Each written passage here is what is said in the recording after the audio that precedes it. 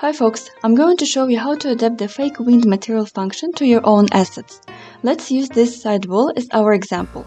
Start by opening its master material and adding the wind cloth material function. Connect the WPO to the world position offset input. The color debug to the base color through a switch node. This makes it much easier to visualize our masks during the setup and debugging process. Inside the material instance, set the wind force influence to 1. Since we are working with a simple vertical piece of cloth, we'll set the wind type to 2-planar. The wind controller is already in the scene and you'll notice that nothing happens. The cloth doesn't move. The wind setup relies on two main components, vertex colors and the material instance masks. We're currently missing the vertex data, so let's jump into Substance Painter to fix that. The red channel is our primary driver for movement. To mimic how cloth reacts to the wind, we need to layer a few specific gradients. A bottom gradient, because the base is resting on the ground and shouldn't move. A top gradient, to indicate the tension created between the ropes holding the cloth. A side gradient, to create that natural dome-like shape. And a corners gradient, for the localized tension where the ropes are attached. In Substance Painter, I use 3D linear gradient filter. I just pick up my start and end points, and the gradient extends across all the mesh parts in between. And finally, the manual adjustments layer. I hand paint areas with the deep folds or heavy overhangs, places where the cloth is too stiff or heavy for the wind to have much of an effect. My advice: keep it simple, don't try to mask every single fold, or you will end up with unnatural stretching.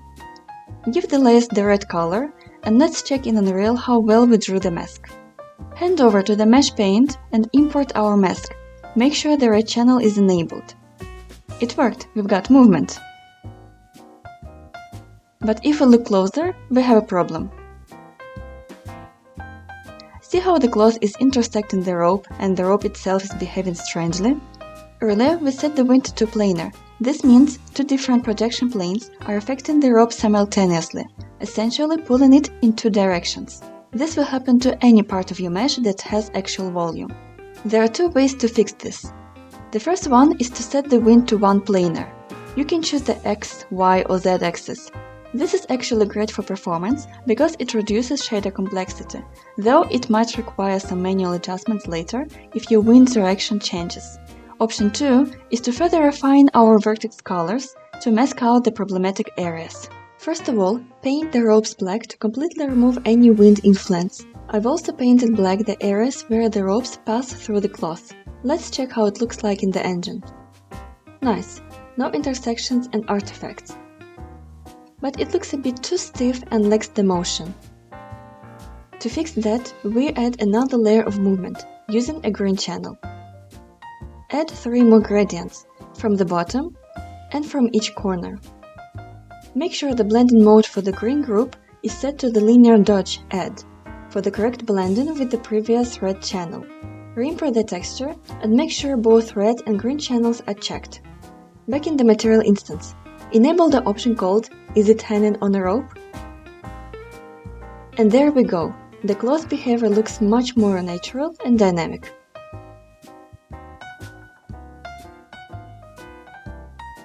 Now that we are done with the vertex colors, let's move on to the procedural masks and debug section.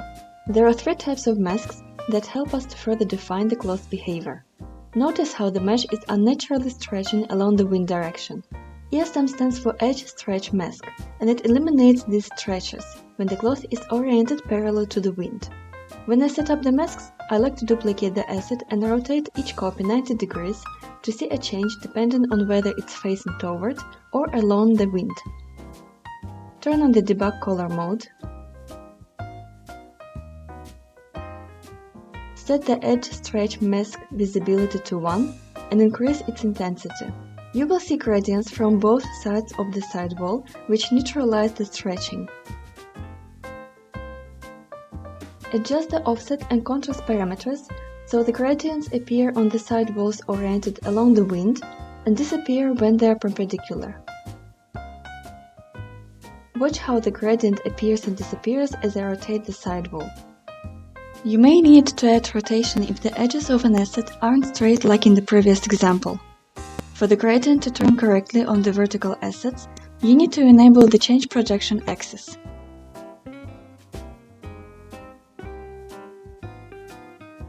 Exclude Vertical Parts option is particularly useful when the cloth edge has a mix of horizontal and vertical surfaces, like here on the roof.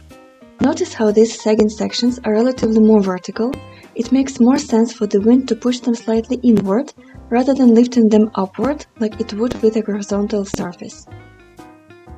The effect is subtle, and it can be either handy or problematic. Mind the shape of your asset. For instance, on the roof, the vertices near the edge are randomly displaced, creating uneven surface, which leads to such messy results. For this reason, especially in this case, it's actually a better idea to just remove the grating from the side entirely. Moving on to the side force. Right now the wind only offsets the cloth along its primary direction, which leaves our side wall looking completely flat from the top and the side views. Side force fixes this by pushing the cloth laterally when it's aligned with the wind, or moving it inward or outward when placed perpendicularly. The parameters are identical to the ones in the ESM. The logic here is simple. The white areas of the mask move left, while the black areas move right. Make sure the mask is centered for the cloth placed perpendicular to the wind, and the other cloths are either completely white or black. For the roof, the mask will always be in the middle. Vertical mask is straightforward. It removes the vertical offset from the masked areas. In simple terms, any parts painted black won't be lifted by the wind. Be careful with the values. If you push it too far, you'll get some unwanted stretches. I tend to disable this mask in most cases, or set it to a very low intensity for a subtle effect. Finally, we have the intersection mask. It's practical in a case when an object is placed very close to the cloth and you start seeing the mesh cutting through it, like we see here with this pole. The intersection mask uses the blue channel. Draw it the same way we handle the red and the green channels. This is what the final result looks like. Once you enable the mask, you can further control the intensity at which the cloth retracts from the object, and invert the side in case the mesh normals are flipped or the colliding object is located on the opposite side.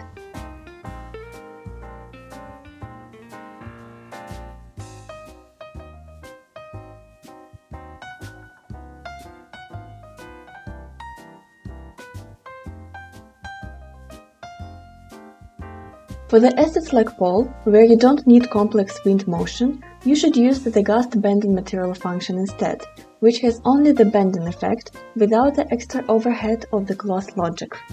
A quick word on blueprints. If you want to use the setup from my project, the easiest way is to duplicate an existing blueprint and swap out the asset. Then switch to the Construction Script tab, drag and drop the new component, and connect to the target pin. You can further delete unnecessary nodes or add the variables you wish to use. For instance, let's add a variable to control the wind projection axis. Add setScaler parameter value node with the material instance dynamic as a target. Connect to the target.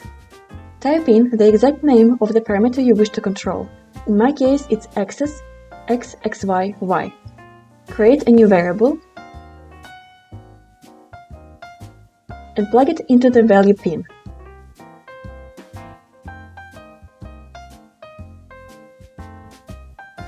Done. If you prefer to build a blueprint from scratch, here are two key tips. Firstly, if your asset uses material LODs, use a node called forLoop to apply these changes across all slots. Secondly, use the Create a Dynamic Material Instance node. Use its output to drive your set parameter nodes and build out your logic from here. Make sure the target is Material Instance Dynamic. And just like that, you have a fully functional setup. Hopefully this gives you a clear roadmap for using the wind cloth material function for your own assets. See you!